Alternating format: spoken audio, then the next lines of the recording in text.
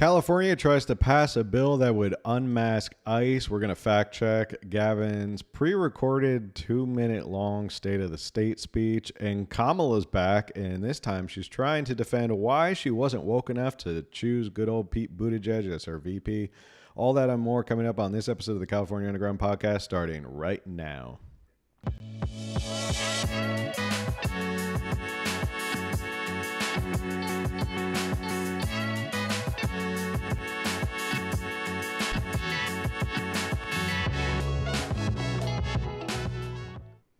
What's going on, everybody? Thanks for tuning in to another episode of the California Underground Podcast. I am your host, Phil, the most trusted podcast for all things California politics. We got a whole show tonight, including California trying to have some law or some effect on federal law enforcement. We'll talk about whether that actually makes sense or whether it actually goes into effect. Fact-checking Newsom's State of the State speech, and Kamala is back. We're going to talk about that all as well. But first, if you haven't already, make sure you subscribe, like, share, review, follow, all that stuff helps with the algorithm. And as always, with me, my trusty co-host, the best, the fastest researcher in the West, Camille. How are you doing, Camille? I'm good, thank you. How are you? I am good. We have a lot to get to tonight. 3 stories involving Newsom's State of the State, which we had been looking forward to for a while now, because, well, he hadn't done one, and when was the last? I can't even remember the last time he actually did one. Do you remember the last time Gavin Newsom? Well, he did one last year, but it was also pre-recorded. So he's a big fan of the pre-recorded ones. Because, well, I guess we're going to get into why, but we all know that there's really, if he gets up in public and says it in front of everybody, they're going to, probably question him like, hey, let's talk about the truth about what's happening in California. I can't even remember the last one he did in person because, okay, so if we go back, last year was pre-recorded. He hadn't done that. He hadn't done it live. Did he do it in person after COVID?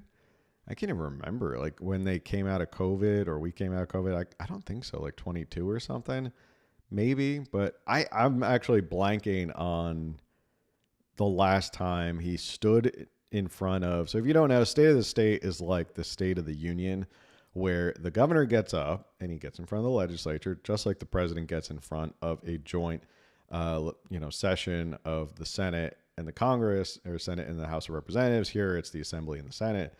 And he gives a State of the State. He says, here's what's going on. Here's my State of the State. I'm here proud to tell you all about it.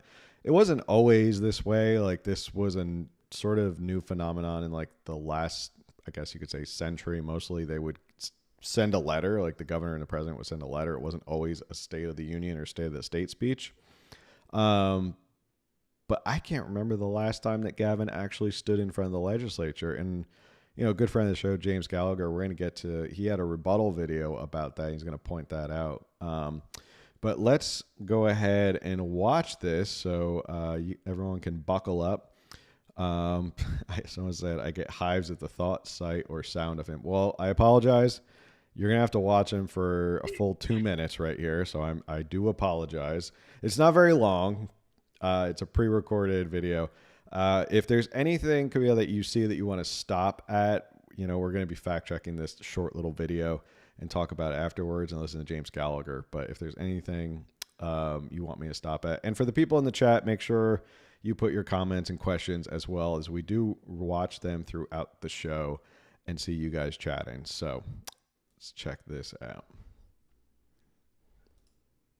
Today, California celebrates its 175th anniversary as a member of the Union. 175 years of this uniquely diverse and gifted state, a state that celebrates freedom of thought, of innovation. We've drawn pioneers in thought, pioneers in industry, oddballs and intellectuals, those who were given the capital and the freedom to create new worlds out of nothing but imagination. We're the state that built Hollywood into the most significant cultural force of the 20th century, and again, decades later, transformed the world with the internet and revolutionary technological advances. We have established ourselves as giants in industry and manufacturing, forestry, farming, science, tech. Farming was an interesting one because we had Keely Cavallo and Tate Bennett on a couple of weeks ago. They certainly aren't helping the farmers. They're certainly trying to do their best to kill as much agriculture as possible. Also, he said something about there was freedom of thought in California, even though this is the same state that is now trying to like ban or punish social media companies for having wrongthink on their platforms or like knowingly. Like there's a bill, we're not going to get into it tonight, but someone on our team alerted us of it and was like, are you serious? Like they're trying to fine social media. So you can't think you're the right thoughts or the wrong thoughts on social media because the social media companies will get fined like $500,000. Yeah, I don't think it's freedom of thought. That's for sure. You can't think the way you want in California. As long as you think Gavin's way, then it's absolutely fine. But otherwise, Well, just don't think out loud. no. In fact, actually, I'm sure this show would probably not be. This is probably wrong think in Gavin Newsom's world. We're not allowed to talk about this stuff.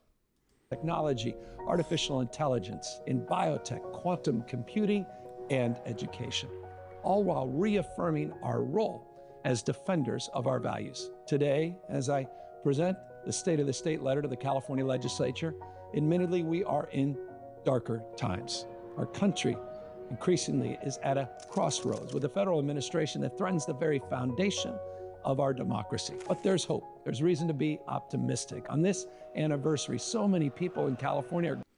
The foundation of our democracy. And this is the same guy who is pushing Prop 50 that will take away the voice and disenfranchise voters of their representatives because he wants to protect democracy.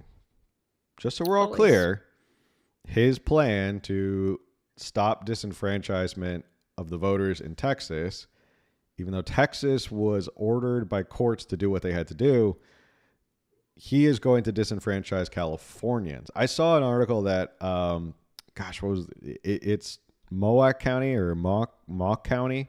I don't know if you saw this. They're super, super red. Like they're a state of, I call them a state of Jefferson kind of county, like way up there north. Like we're talking like rodeos, cowboys, ranchers, stuff like that. Real like salt of the earth people. And they've been red and they voted for Trump in their county by like over 20 points.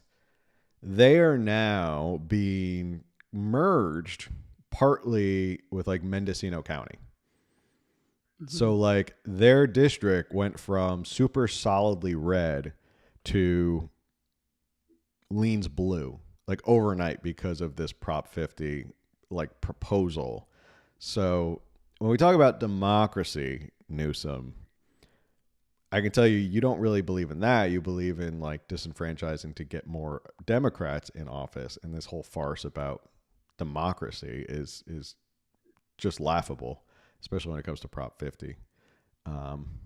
So somebody say, we'll get to your comments in a little bit. So we're just going to keep watching this video. Asserting their moral authority and raising their voices to stand up for the ideals this country was built on. Our state was built on. That's California, a state that embraces the new, the unexpected, that dreams big and does even bigger. A state that welcomes... Okay, I put this in the show notes. Maybe only baseball fans like me. I'm sorry if you're listening to this on audio. Only baseball fans and nerds like myself caught what he just showed, and that is a complete falsehood. Is he had Jackie Robinson sliding into second. Jackie Robinson, who is a, famous baseball historic figure. He was the first black man to play in baseball. It was integration. It was a whole thing. Jackie Robinson never played professional baseball in California. He played for the Brooklyn Dodgers, and then he retired before they became the Los Angeles Dodgers. So I don't know who did the video for Gavin Newsom, but he can't even get his like historical baseball players right because Jackie Robinson never played in California. He never played for the Los Angeles Dodgers. So I just want to point that out. Everyone. Here in California, we celebrate our differences, what makes each person and each community unique, but we unite around the values that bind us together. We learn from our history, facing the shameful, sometimes painful parts of our past to do better today. We're successful not in spite of who we are or what we believe in, but because of it. We don't shy away from the truth or from a challenge. We grow from it. We're the most diverse state in the most diverse democracy in the world. Our diversity of thought and audacious spirit, the true spirit of the West, has Diversity of thought, there it is again. made us the fourth largest economy in the world by design and intention. California will endure for another. Fourth largest economy. But if you factor in purchasing power, meaning how much can people actually afford in this fourth largest economy, we actually tumble all the way down to 11th, right above Italy and Japan. 175 years and beyond. There's no doubt about it. We'll be brighter and more prosperous than ever because of that indelible, intrepid Golden State spirit. Happy 175th, California. So diversity is very celebrated by Gavin Newsom. However, that does not include being in a different political party other than Democrat. We celebrate you if you are a different race, if you are a different sexual identity, but the second that you say that you are right-leaning, then we actually want to silence your voice, we want to silence your vote, and we want to make sure that you have no representation, and we don't accept that kind of diversity here. Mm-hmm. Yeah, it's diversity on his side. So he likes to point out it's like diversity of thought and diversity on his side because, you know, it's all about checking the different boxes of identity politics. But when it comes to actual diversity of thought, I don't think he's talking about like, if you're MAGA, if you voted for Trump, I don't think they're talking about that. Or if you're anywhere, you know, right of center, I don't think he's talking about that type of diversity. And he mentioned twice, he said diversity of thought in California. I certainly don't get the feeling that there's a huge amount of diversity of thought in California. Now, I actually believe there's a lot of people who do disagree with Gavin Newsom. We wouldn't be doing this show if we didn't believe there are people out there who just didn't buy into the, you know, Democratic establishment, California Democratic establishment statist idea.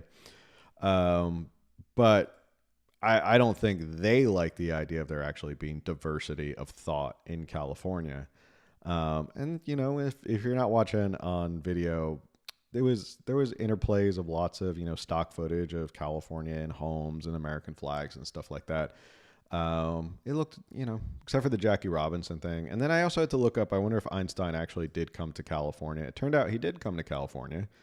He used to come to Pasadena for, I think it was Caltech. He used to come and do a lot of work there because a lot of innovation was there.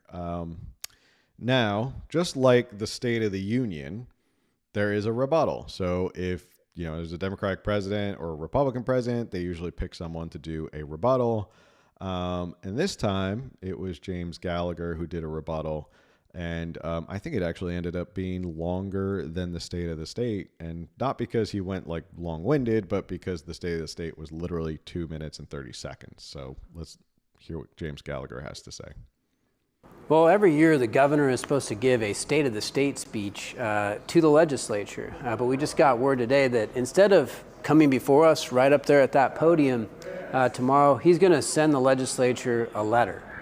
I guess he's too afraid to come and actually talk about what the State of the State actually is, like the fact that we're broke, that we're running huge deficits. But we've just spent money on a new special election, $250 million. But he didn't have enough money to fully fund Prop 36 and keep you safe from criminals on our streets. We have a governor who refuses to really do anything about homelessness. The problem continues to get worse. He announces another special task force to, you know, clean up encampments. But we've heard that before, and yet the encampments are still there. We see this governor who refuses to really do anything when it comes to our affordability crisis, reducing any costs. Have our utility costs gone down? No. Have our gas prices gone down? No. All of these things the governor continues to ignore. Why? Because he's running for president. His ambitions are more than his ability to govern this state. And here is another symbol of that, not showing up to talk about what is actually going on in the state and how we can actually come together to get things done. No, he would much rather proceed, you know, with this crazy idea to redistrict all of our districts, take away our representation, and run for president on a platform of fighting Donald Trump instead of actually doing the work to govern his state. Well, quite frankly, we've had enough. And I think this legislature should finally stand up for itself and say, no more, Governor. We actually need to solve problems, and we need someone who's actually going to work for the best interests of Californians. And stop the insults. Stop refusing to show up and actually do the work of being a governor. Otherwise, get out and stop, wasting all of our time, and most importantly, stop making it worse for everyday Californians. Well, I think you said it pretty straightforward. You don't show up for your job, Gavin. You don't do the basic things like do a state of the state. You're too busy running around doing your presidential campaigns and all that stuff, and Prop 50 is part of that. So I'm actually interested. I don't know if this is a good thing or a bad thing in the next governor who comes along. If they actually are going to be obsessed with being president as much as Gavin Newsom is, maybe they'll actually do something. Like maybe they'll actually show up. Now, that could be a good thing or a bad thing, depending on who we get in office. If we get someone like Katie Porter, who actually shows up and wants to do stuff, we may be in a lot of trouble.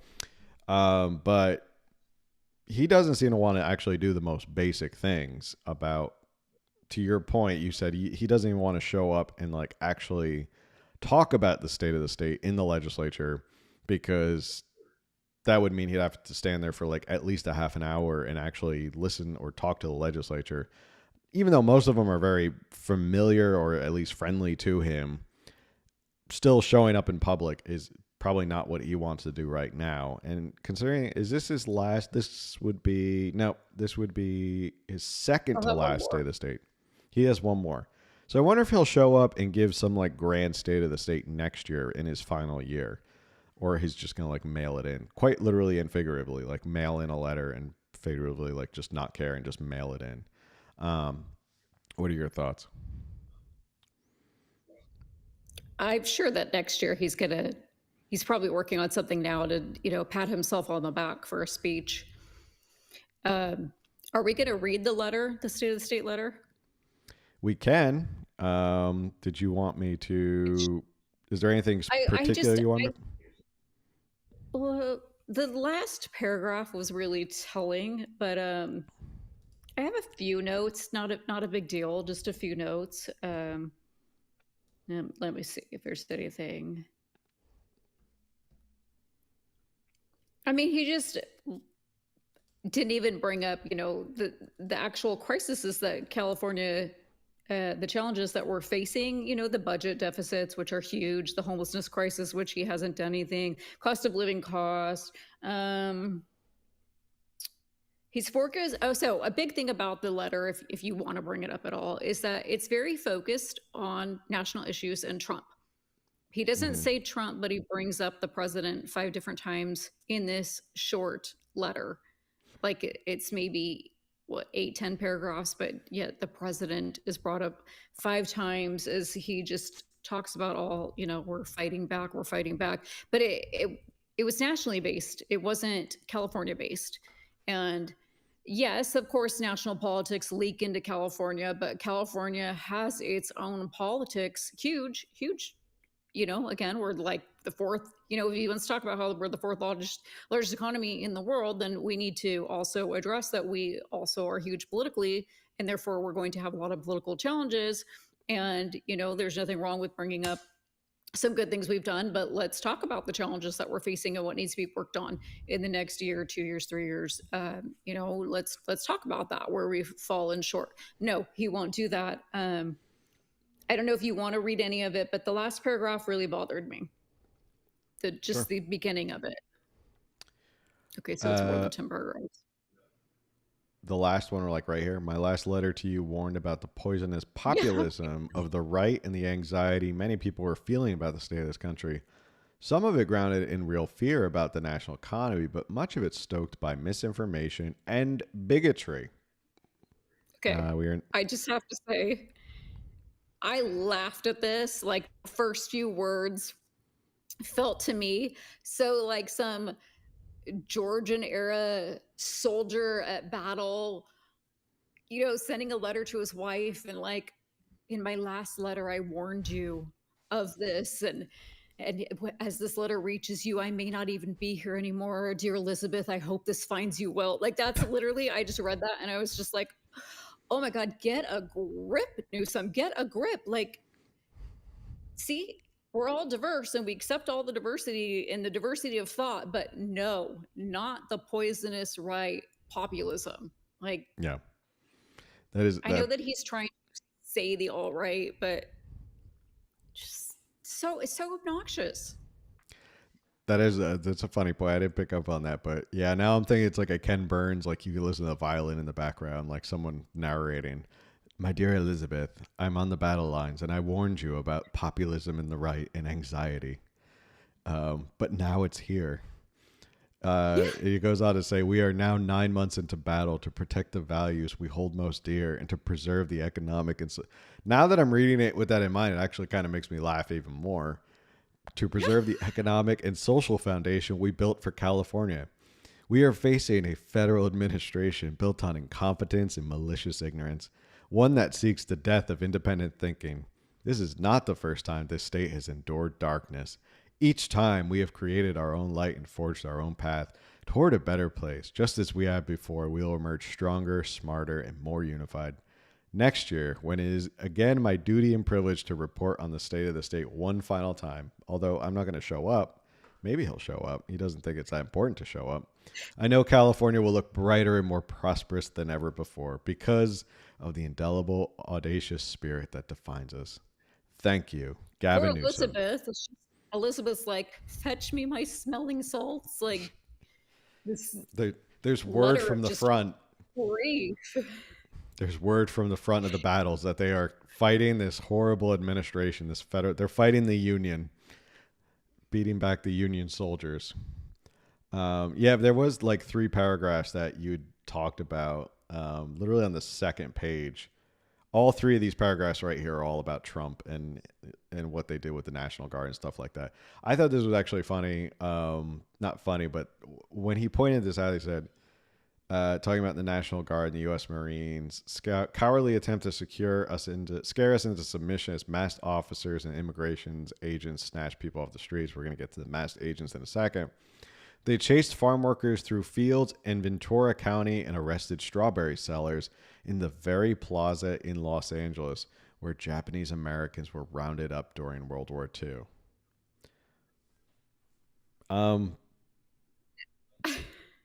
That's not funny. Okay. But like, do we want to go back in history and talk about who rounded up Japanese Americans during World War II? I don't think Trump was alive then, but it was certainly one of your Democratic idols. That would be Franklin Delano Roosevelt rounded up Japanese Americans. But we're not going to talk about FDR rounding up Japanese Americans. He left that whole point out that it was the federal government that rounded up Japanese Americans, and because FDR. this whole letter is about the federal government. Mm-hmm. So it's the evil federal government run by Trump, but Trump had nothing to do. So again, and I said this before, but it's so ridiculous to me that Gavin Newsom really has this fight with Trump. I understand that Trump is the current president and that Governor Newsom needs to work with him. But we also know that Newsom's running a campaign right now to become president, and he will not be running against Trump. And so I don't understand why his plight is so like tearing Trump down when who knows who he's going to be facing off against. But like, if I were Newsom and running for president right now, I think I would just start talking about things I would do differently or that I want to see happen, want to see change, as opposed to like this constant battle with Trump. It's just like work with Trump and then battle the next person that you have to run against. Kinsley made a funny comment about your Civil War story and said, "The vapors, Elizabeth." Oh no, not the darkness. Now I can't think about those last paragraphs as if it's Gavin Newsom fighting in the front against President Trump. Second I started reading those first few words, that was what entered my head. I was like, is this a Jane Austen novel? This is... It's very dramatic. It's over dramatic, that's for sure, for Gavin Newsom. Yeah. But It's not surprising, that's for sure, for Gavin Newsom to be a little overdramatic. But it's funny how his letter is way longer than his 2-minute video. But I guess he couldn't be bothered to show up. It wasn't really that important for him to show up. All right. But Gavin Newsom brought up talking about mass immigration and law enforcement.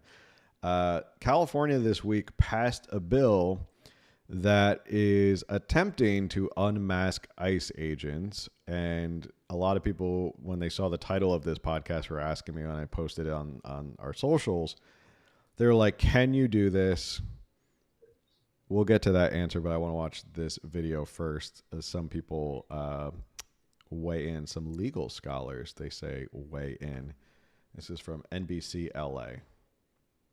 One of the laws is a first of its kind. It prohibits federal agents from wearing masks and hiding their identities from the public. But the federal government already responding tonight, saying the state does not have the power to do this. NBC4's Tracy Leong joining us now. She spoke to a legal expert about what comes next. Tracy. Yeah, Jonathan and Kathy, the legal expert, tells me that the Department of Justice will most likely challenge these laws in court and predicts lawsuits may be filed against the state of California and the governor within weeks.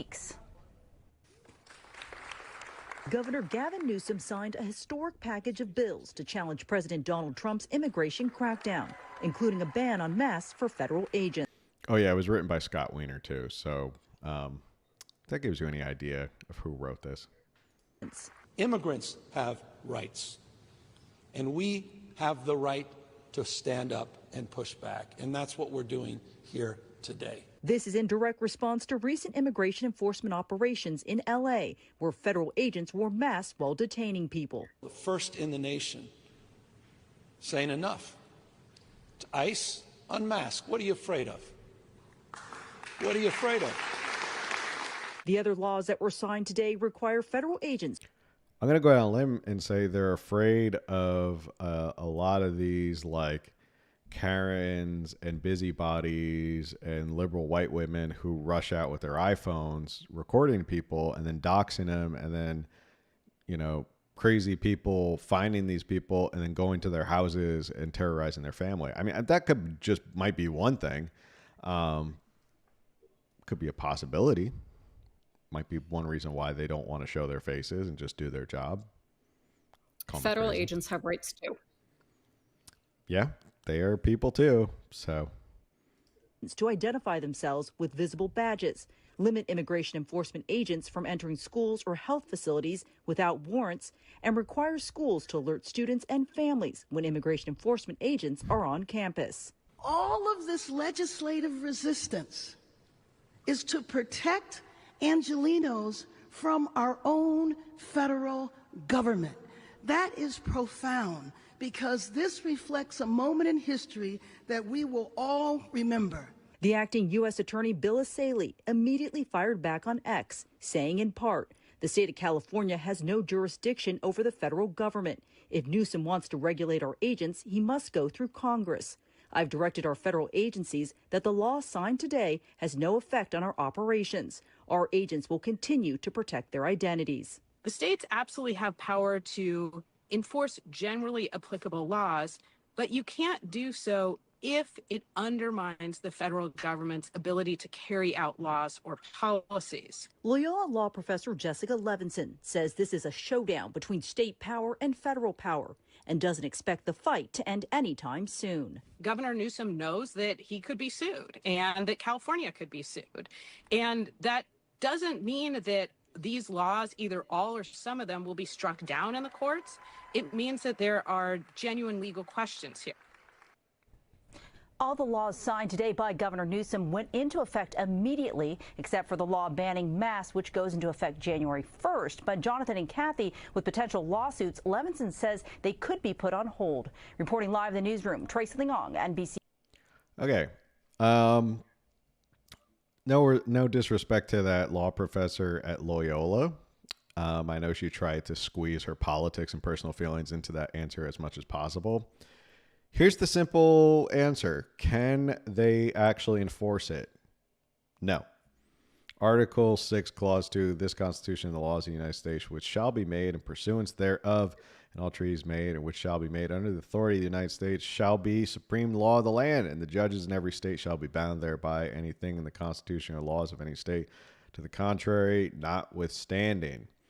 Basically meaning, if there is a law, a federal law that is on point about something, and the state tries to pass a law that is in conflict with that federal law, then the federal law controls, and especially in this because it's federal law enforcement. So the state doesn't really have any say over federal law enforcement and how to, because imagine, let's just play out this scenario here for this Loyola professor. Imagine if every state in the union, all 50 states, could start passing their own regulations and their own rules and requirements on federal law enforcement. Do you think federal law enforcement would be able to get anything done with 50 different sets of rules and regulations? No, because it has to be uniform for the federal law enforcement to do what they have to do, and there has to be one authority that tells them what to do. So if 50 different states are saying, okay, here's a rule, you can't wear a mask, and here's something else, you can't do this, you can't do that, it would be literally impossible for the federal law enforcement or federal government to enforce their laws. So it would be ridiculous to believe that this law would be held up. Now I can imagine there might be a Ninth Circuit Supreme Court or Ninth Circuit Justice who might try to hold this up. But at the end of the day, it's just like, no, your supremacy clause, there's no jurisdiction. I don't know if it's Scott Wiener just knows that this is a dumb law or he just does it and writes it anyway, knowing that it's probably going to get struck down in court. That's not the first time. I feel like every year they pass a whole handful of laws that get struck down in court anyway because they just want to do it. They have a nice little press conference. They get to pat themselves on the back like they did something good. What are your thoughts on them passing this law? Yes. So when we first heard about this bill, you and I discussed it, and we were like, if this goes through, it's going to be struck down. It has to be struck down because it's unconstitutional. We know that the Constitution, is written for these purposes, and that the state has no jurisdiction over federal agents. And so, yeah, we were like, yeah, that's definitely going to be challenged. I can't imagine that it won't be upheld. And I know that right there, right on screen, laid out for us, it says so in the Constitution, but I am being a nerd and have been going through the Federalist Papers again, and I made this little note, and I understand that, again, this is already in the Constitution, but Federalist Paper number 78 argued exactly about this, and explained the principles of this, that state law cannot overrule the Constitution. Let's see, blah, blah, blah. The principle of judicial review, which holds the courts have the power to veto unconstitutional laws. And if people would become a little more educated and read these papers and start to understand the Constitution, they would understand this law could never really, sure, it's signed into law, but it gets to be vetoed by the Supreme Court. I just don't see how it's not to. So I just feel like this is another one of exactly what you said. It's just virtual signaling. They get to pat themselves on the back. Look what we did, and Newsom, when he actually announces he's running for president, he can talk about these, I was able to pass this and sign this, and I did this and this. And it won't matter that by the time he comes out with that, this will probably have been vetoed. No one will talk about that. He'll just get the accolades of oh, I did this. I protected. Well, he said in the press conference, we're the first in the country to do something like this. It's well, sure. It's easy to be the first in the country to pass any sort of dumb law that's not going to go into effect. You could say, well, we're the first in the country to guarantee everyone's going to get a unicorn delivered to their house. We're the first in the country. It's never going to happen. It doesn't do anything. We're the first in the country to give everyone $1 million. We passed it, but it doesn't mean it's going to happen. So it's one of those things where they get to say it, and we've talked about this before, where Newsom is very good at kind of like these drive-by press conferences, these drive-by political issues where it looks great, it's a big splash in the news, it's national news. I was watching on like national news today, it was splashed all over the place. But then you never hear about it again. Like you don't hear about the end result. Somebody in the comment someone in the chat made a really funny comment that said the last time Democrats defied federal laws openly is when they formed an army called the Confederates, and it was all for slave labor. Excellent point. Our good friend Brett had a really funny comment. Let me see if I can find it. Sorry, I have to go way back and find I it. see the chat is going off. Thank you Yeah, all chat, for being here. Yeah, thank you, chat. We love when you guys are here and you're chatting it up. So let us know your thoughts and comments and questions if you have any. A good friend Brett said Gavin and his mask is ridiculous. He would have had an easier time banning farts in church. It was just a waste of time. Brett, I appreciate a good fart joke, so I'm not above that. So it's pretty funny. We need a name for you guys, like the chat. Come up with a name. What is the California Underground Channel chat? Oh, that's a good call. Yeah. Come up with a nickname for yourselves. So here's a copy of the actual bill, law enforcement. It's pretty short. SB 627. Who is this? As the author was Wiener, Aragon, and Perez. Obviously, Wiener always likes to write these really outlandish bills. I can't imagine getting paid like as much money as they do to write this little bill. That doesn't seem like that's going to take a long time to do that. Existing law makes a misdemeanor to wear mask, false whiskers. Are they wearing fake beard? Your guess is as good. Is false whiskers supposed to be like a beard, like a fake beard, like a mustache or something? Yeah, that's the only thing I can come up with, but I don't know. But perhaps that's what's happening. Or any personal disguise as specified. So like they can't even wear like those gag like glasses with the big nose and the mustache. They couldn't wear those. Can you imagine? Like could you imagine if all the ICE showed up with like big noses and the glasses and the mustache? I mean, it wouldn't be as terrorizing. Yeah, I just Googled false whiskers and what came up was like a bunch of just like facial piece. Yeah. As specified with the purpose of evading or escaping discovery, recognition, or identification while committing a public offense or for concealment, flight, evasion, or escape from arrest or conviction for any public offense.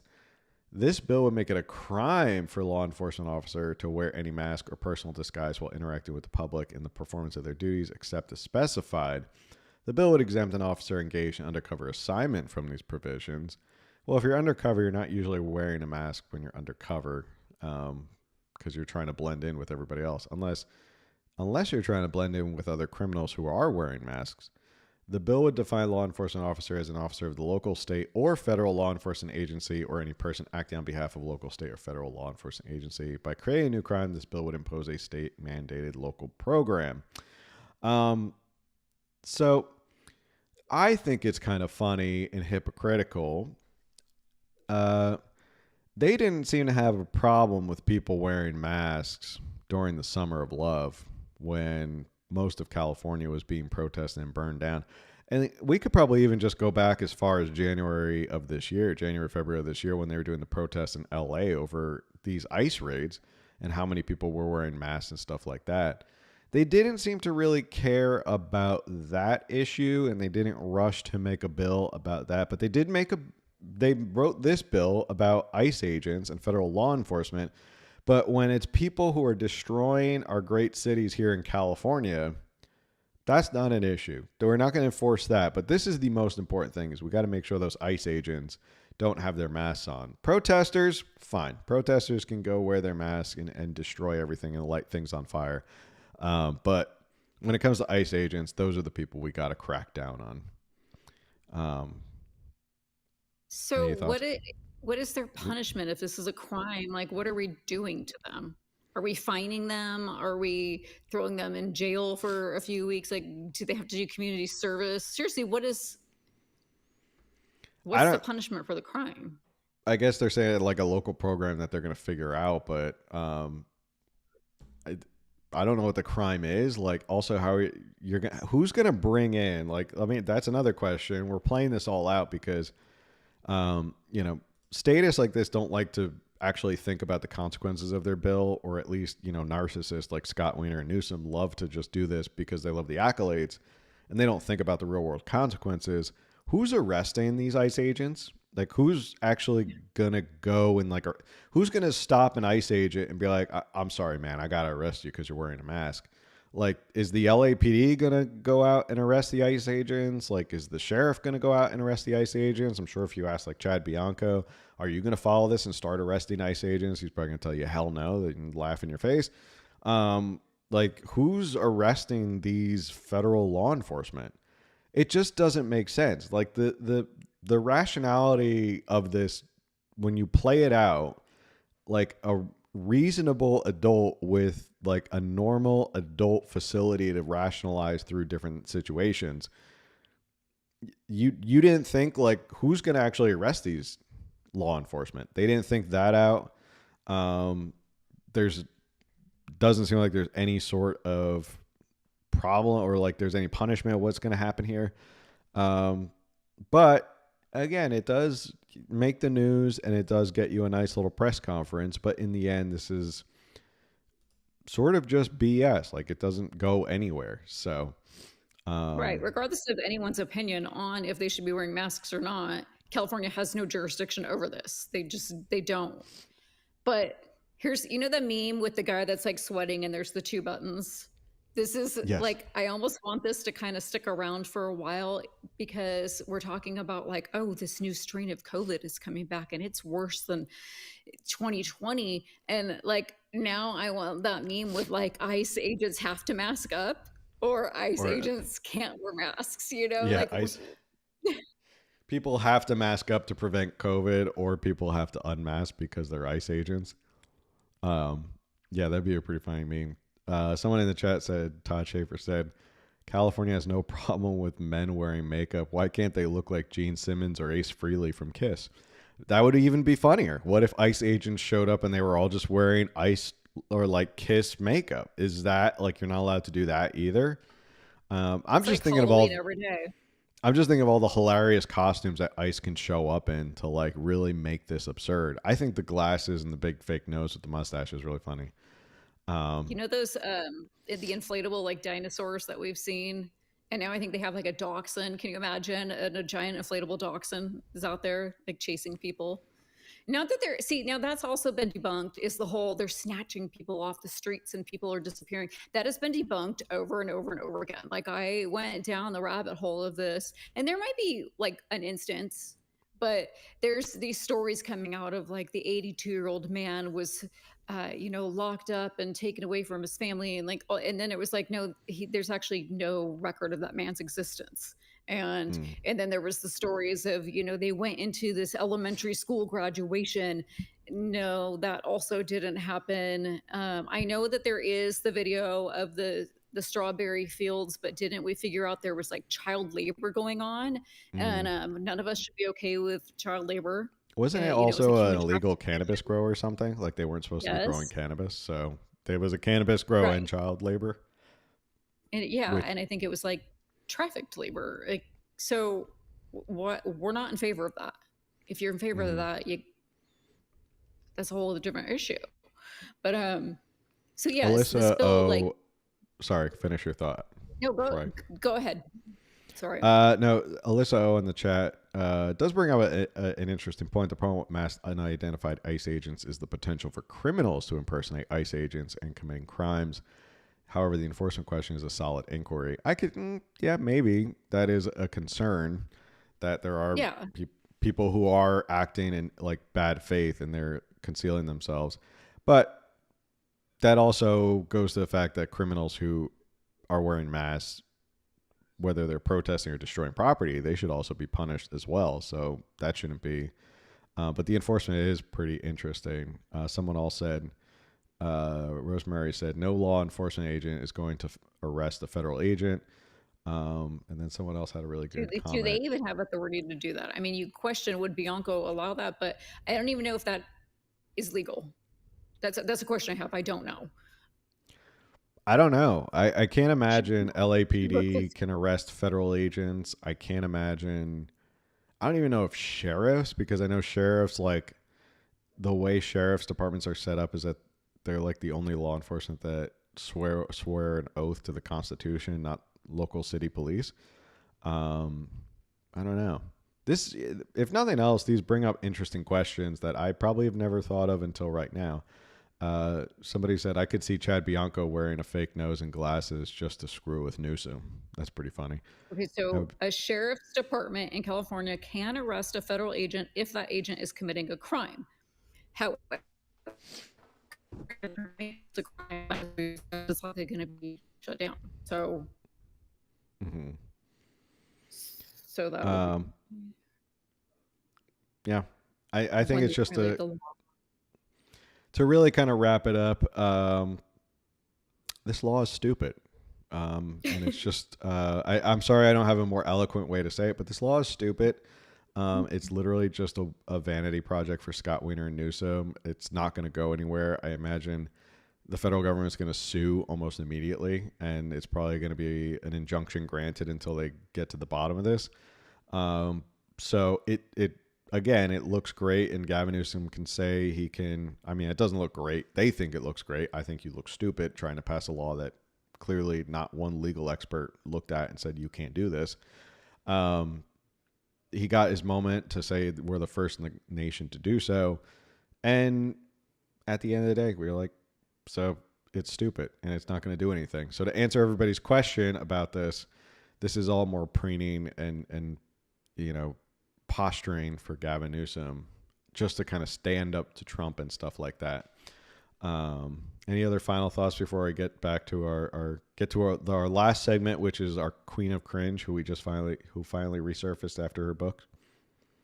Yeah, one more thought. I believe that Scott Wiener's next move will be to run for Congress, and so he can stand up from Congress and be like, "I passed this.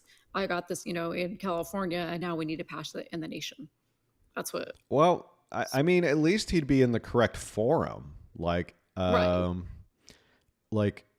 He'd be in the right forum. So this is not the right forum. The state can't do anything. So, all right. But let's check out, because I think this is kind of funny. It is funny. This last segment. This is Kamala Harris. If you don't know, she wrote a book. For some reason, I doubt she actually wrote a book. I feel like most of these people get ghostwriters and somebody else writes the book for them. It was called 107 Days. And she's been going kind of like scorched earth on the Democratic establishment. And she's leaving no prisoner behind, except when Rachel Maddow asked her this all-important question about who she picked for vice president and who she did not pick as vice president. So let's real quick. I laugh because you said she probably had a ghostwriter. And I'm thinking maybe she didn't even read the book. And so when she got this question, maybe she didn't even realize it was in the book. And all of a sudden she's having to try to explain something that is in a book she didn't write and didn't read. Just a thought. With Kamala Harris, I wouldn't put it past her. That's absolutely possible that she had someone ghostwrite it and she's like, good enough. So now people are asking her all these questions and she has to answer them. And she's like, damn it, who wrote this book? Why didn't you tell me this stuff was in here? All right, let's an actual tough question from Rachel Maddow to Kamala Harris. I guess she thought it was going to be a puff piece. Well, let me ask you a politics question. I mentioned in the intro tonight that you say in the book really bluntly that your personal first choice for your running mate would have been Pete Buttigieg, and you praise him effusively. You say he would have been an ideal partner if I were a straight man. And you say effectively that demographically it was too much to ask of the American people to ask them to elect you with him as your running mate. I wonder if his reaction to that, since this part of the book has come out, if you've had any reflection on that, or I guess I'd ask you to just elaborate on that a little bit. It's hard to hear. Yeah. With you running as, you're the first woman elected vice president. You're a black woman and a South Asian woman elected to that high office, very nearly elected president, to say that he couldn't be on the ticket effectively. I'm sorry. what alternative reality are you living in that she was nearly elected president? She lost every single swing state, and she lost the popular vote to a Republican for the first time in over 20 years. That is not nearly winning the election. It was a very much lopsided. I don't think you can say you nearly won when you lost every single swing state. But when you're on MSNBC, or some people like to call it MSDNC, I guess you can say she nearly won. She was that close. She only had, if she only had won 7 more swing states, she would have won. Because he was gay, it's hard to hear. No. That's not what I said. That he couldn't be on the ticket because he is gay. My point, as I write in the book, is that I was clear that in 107 days, in one of the most hotly contested elections for President of the United States, against someone like Donald Trump who knows no floor, to be a black woman running for President of the United States and as a vice presidential running mate, a gay man, with the stakes being so high, it made me very sad, but I also realized it would be a real risk. No matter how, I've been an advocate and an ally of the LGBT community my entire life. So it wasn't about So it wasn't about any prejudice on my part, but we had such a short period of time, and the stakes were so high. I think Pete is a phenomenal public servant. So phenomenal and so amazing. He did not deserve to be vice president. I'm still waiting for her excuse as to why she couldn't put him on there. And I think America is and would be ready for that. But when I had to make that decision with 2 weeks to go, and maybe I was being too cautious. I'll let our friends, we should all talk about that. Maybe I was. But that's the decision I made. And I, as with everything else in the book, I'm being very candid about that. Yeah.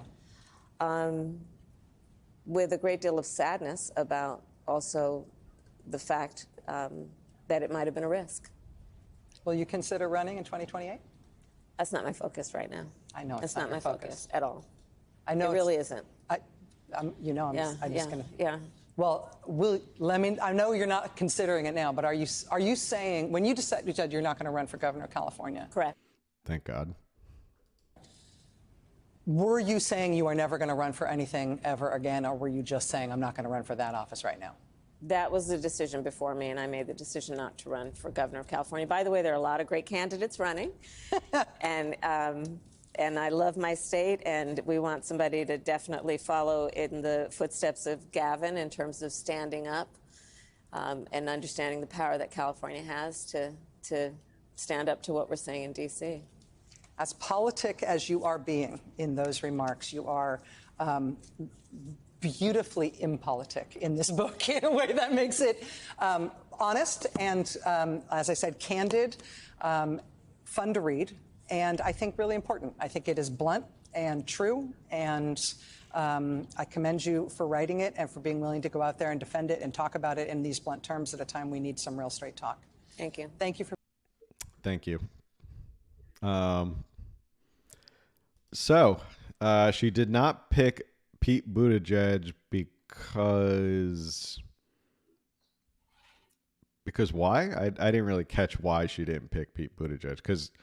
Is it because America was not ready for a woman of color and a gay man on the same ticket? Like, was that too much diversity? Remember, we're all, Californians, according to Gavin Newsom, we're all very proud of our diversity and our diversity of thought.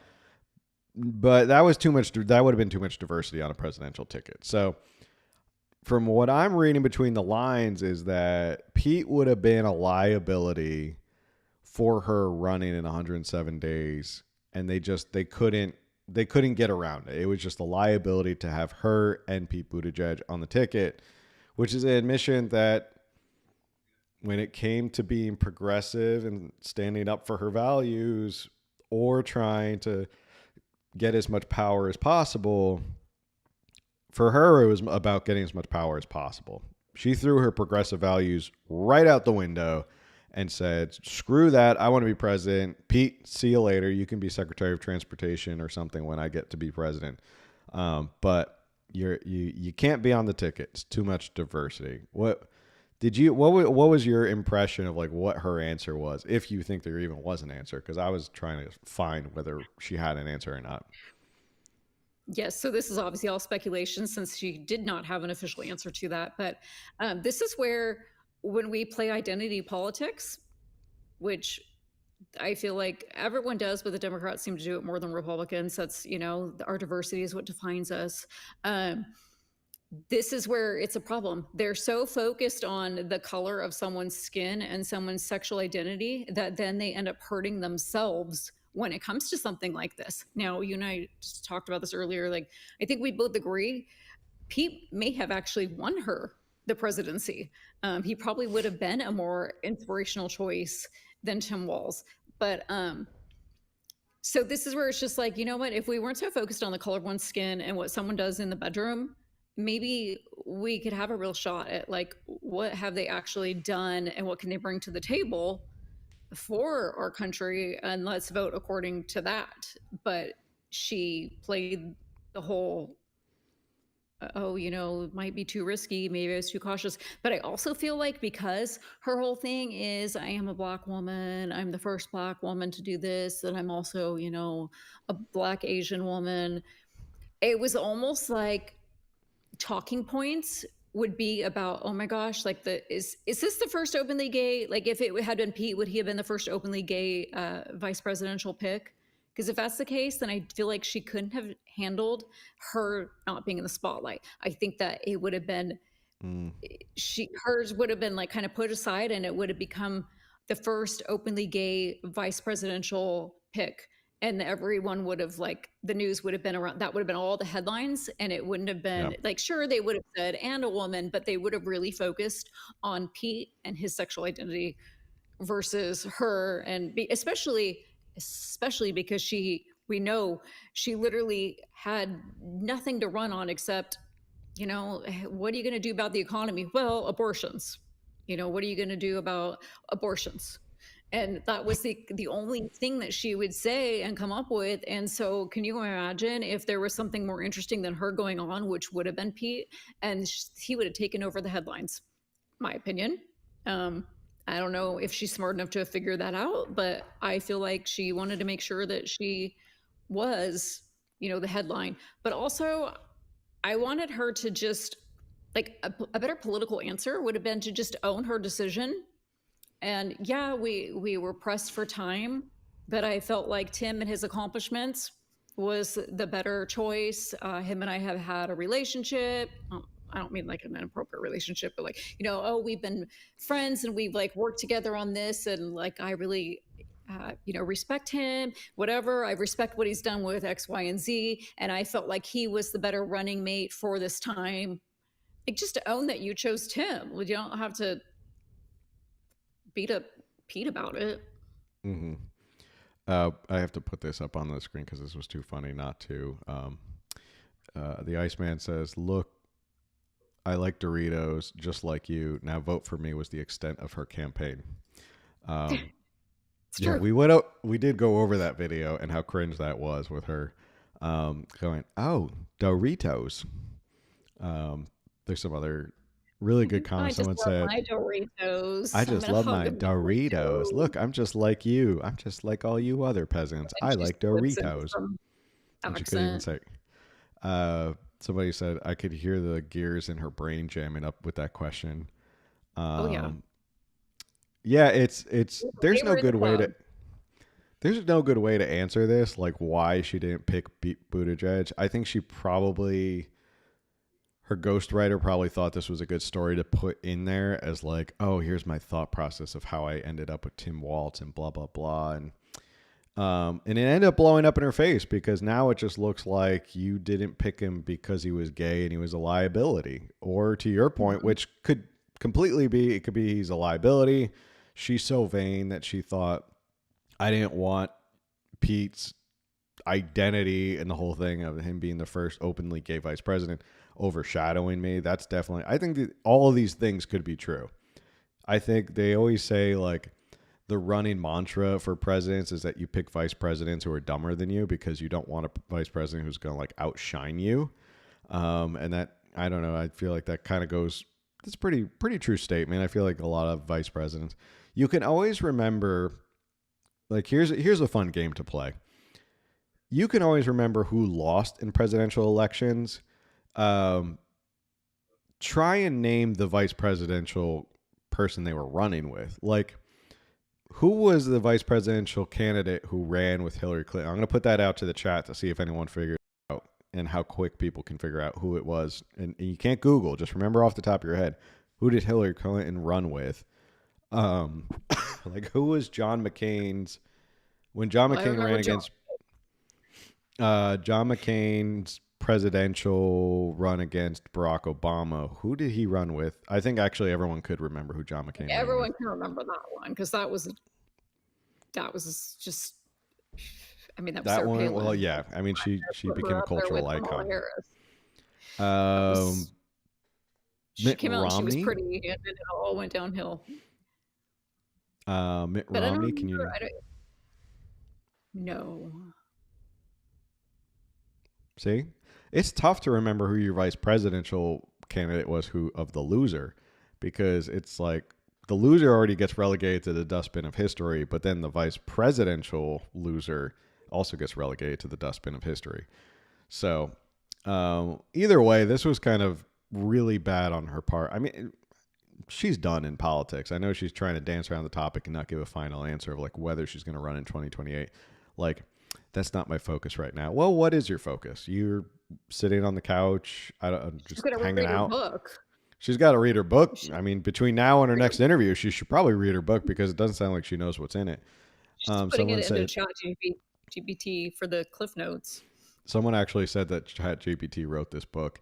Someone else said this book is proudly sponsored by Franzia Wine. Guys are killing it tonight. I love the chat. You guys, I'm literally reading the chat while we're doing this show, and I'm just laughing. It's so funny. So no one's answered the question yet. Who ran with Hillary Clinton and lost?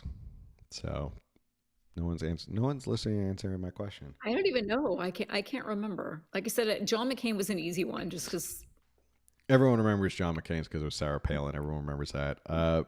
Mitt Romney was Paul Ryan. I'm trying to think of other ones going way back. Here's one. John Kerry. Who was John Kerry's running mate? That was Al Gore, right? No. Nope. No, he ran on his own. I don't know. Flip-flops? I'm just kidding. It was John Edwards. Oh. Did you write this all down, or do you just have this memorized because you're like really nerdy? I'm just really nerdy, and I remember this stuff. Someone said Satan. No, not Satan. Who was their campaign manager. Who was Al Gore when he faced George W. Bush in 2000?